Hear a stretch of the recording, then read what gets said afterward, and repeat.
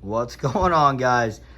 30 plus hours probably of wiring harness work. Like I showed you earlier, everything has its place. All these things are held in place. Nothing is rubbing on each other anymore. All the connections are soldered with new connectors when I need to take them off. That goes to my launch control for my MSD Launch Master. But now I have the air box on, and you can see, check this out. This is my battery rectifier and my gas tank with my nitrous. Look how close everything came out. I mean, when I tell you that when you add all these things to your bike, and I'm not even talking, usually I have my Launch Master back here and my air shifter as well. I'll show that in the next video. These are the wires for those. I haven't installed it yet, but you can see it is a lot of work.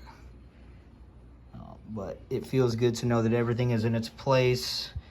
As crazy as it probably looks in the video, but if you see here, what I'm gonna do is I'm gonna get the same thing like I have right here. I'm gonna drill a hole right here and then have something holding this in its place just so it doesn't move.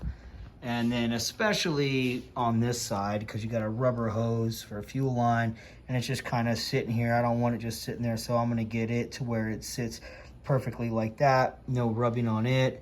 And you know, everything's really tight in there. If you can see on my valves for the nitrous. So there will still be quite a bit of work done moving things around, I'm sure, as I learn and put things together. But whew, I'll tell you what, it feels really good to have it at this point right now, guys. A lot of hard work.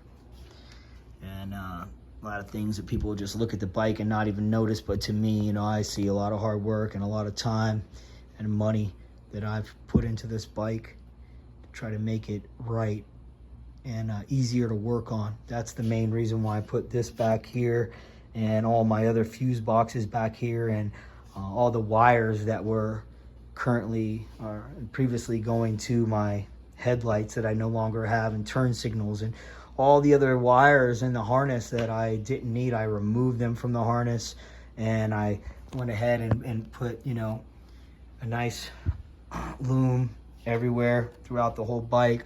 So the only thing, and there's no more radiator. A lot of work, but when it's all done, I'll have a legit drag bike. Take it easy, guys.